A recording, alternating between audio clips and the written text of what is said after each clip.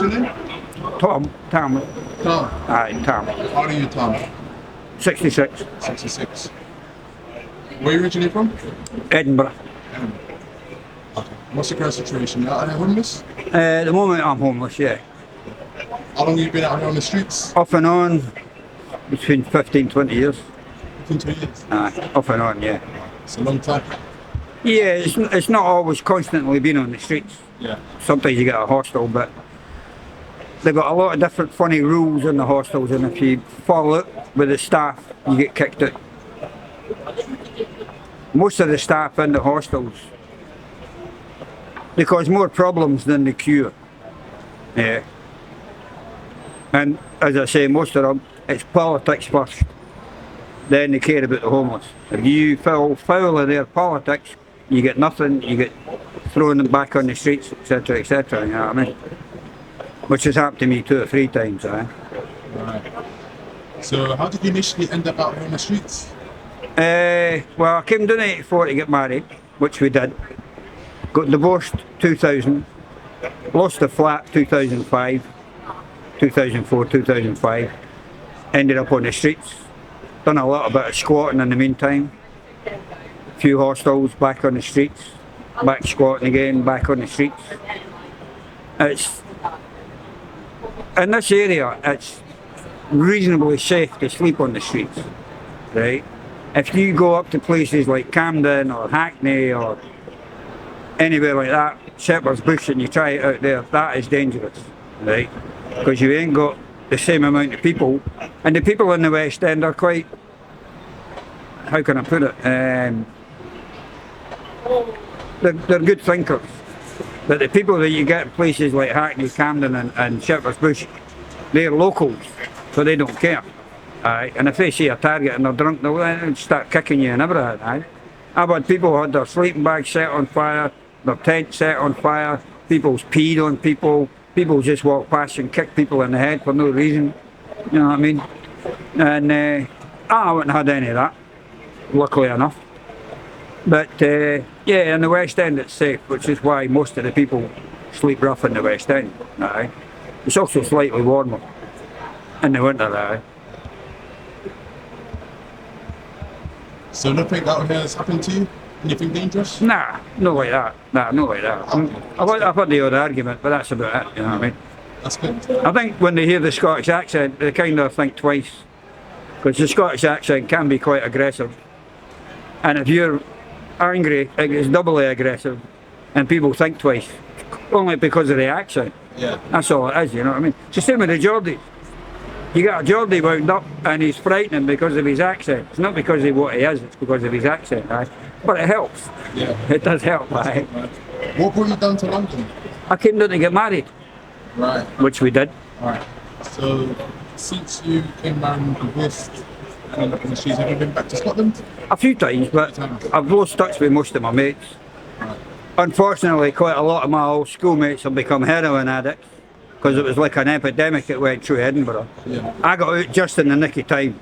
Just as it was on the cusp of becoming an epidemic, I came down to London. Yeah. There's a good chance I might have ended up in the same mess as some of my friends, you know what I mean? But I had other plans. I came down to get married because I loved the woman. Yeah. You know what I mean? And obviously I wanted to get married, so we got married, alright?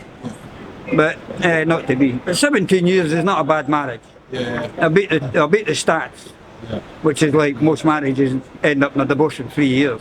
Well, ours didn't. Do you have any kids? Nah, never had any kids, nah. I didn't want kids. Yeah. And especially nowadays, I mean, if I had kids, they'd be probably like well on their way to being adults by now anyway. Yeah. So that'd be safe.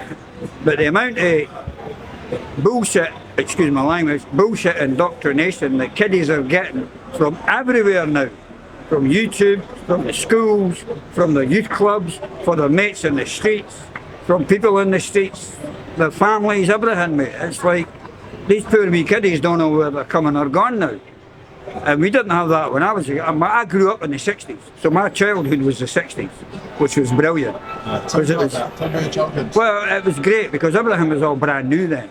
And you could go out all day and get into no trouble, nobody harassed you. We knew about dodgy men. If you see a strange man down the woods, run away from him, which we did.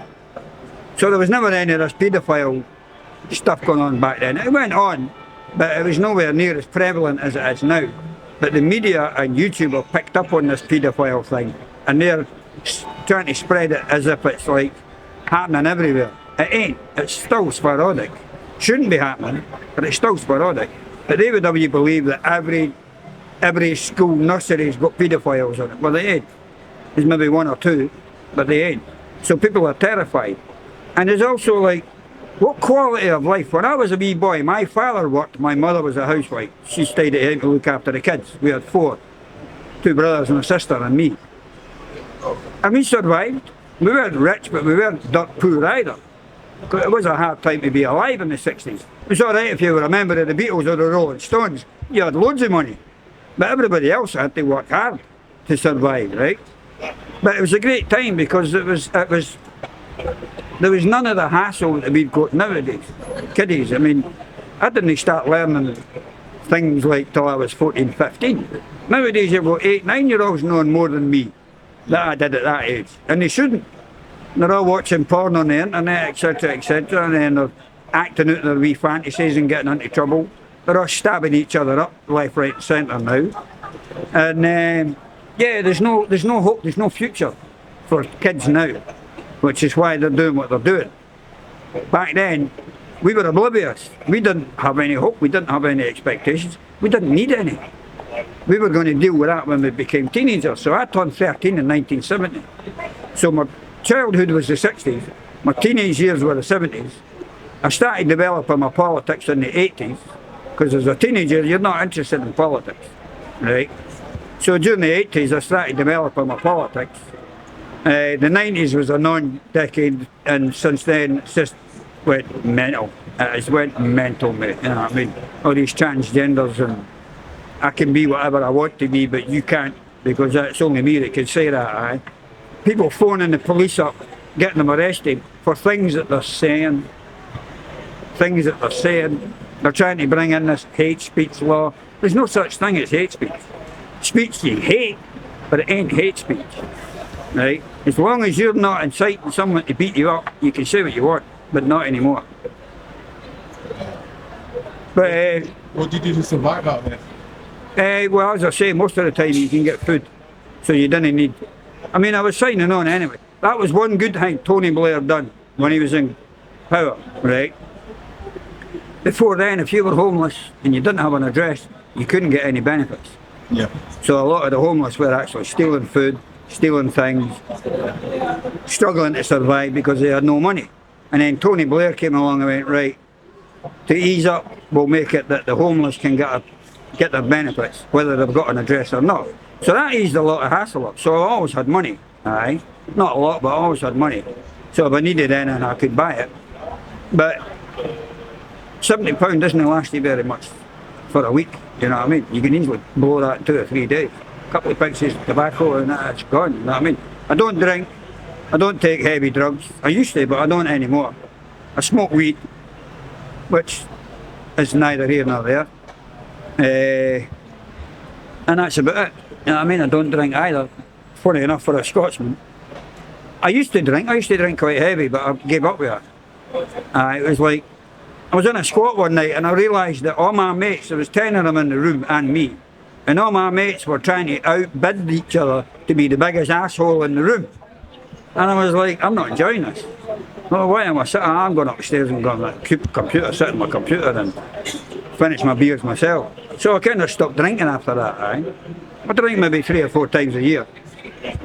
That's good. Aye. That's really good. Yeah, well, I used to be quite a heavy drinker. I mean, I got a job when I was 17 in Edinburgh years ago, delivering beer, right? There is no better job for a 17-year-old Scotsman than having an unlimited supply of beer on the back of your lorry, 8 hours a day, 5 days a week, you know what I mean? So yeah, I used to drink heavy. And in the end I just gave up, I couldn't be bothered, and it's getting expensive now. You need a mortgage to go to the pub with your mates nowadays, mate, I swear to God, or a huge bank loan. If you go with 4 of your mates and you get 4 pints, that's like nearly 40 quid. It's about £8, £6, £8 a pint nowadays, you know what I mean? You can't afford to go out drinking. Or I can't, the working class can't. Even when you go to the East End and you get cheaper pubs, you're maybe talking £4 or £5 a pint. That's still a lot of money.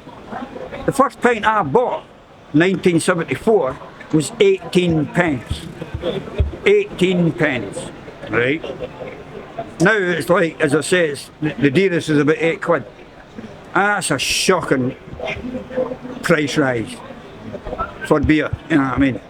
If you want to crack down on drink, tax the cans. Because all the alcoholics are drinking the cans. They're not drinking pints, they're drinking cans. So bring the price of the pints down a wee bit and put the price of cans up. Then maybe people will not be able to afford to drink as much and get in a mess. Because a lot of these alcoholics, they do get in a mess. And then you had that spice epidemic. That spice epidemic was evil, mate. That was killing people. For a new drug, for a new substance, that's killed more people than heroin in a short space of time. Right, that's how evil that drug is. And you see them all. They're walking about like zombies, lying about the floor, haven't got a clue where they are, what they're doing, who they are even.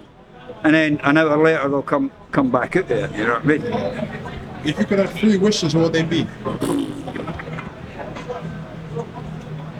Tricky one. A house. I wouldn't mind my own house. One that I own. That no one can evict me from, aye. That's my first wish. And a decent house, aye. I suppose second wish would be the money to afford to keep it. Because having a house is one thing. You got to pay council tax, you got to pay your lecky bills, your water rates, all that shit. So you need money to own a house, even if you own it outright. Even if I inherited a house tomorrow, I'd still need money to survive in that house. Aye. So yeah, a house and money, and I don't know, an endless supply of weed.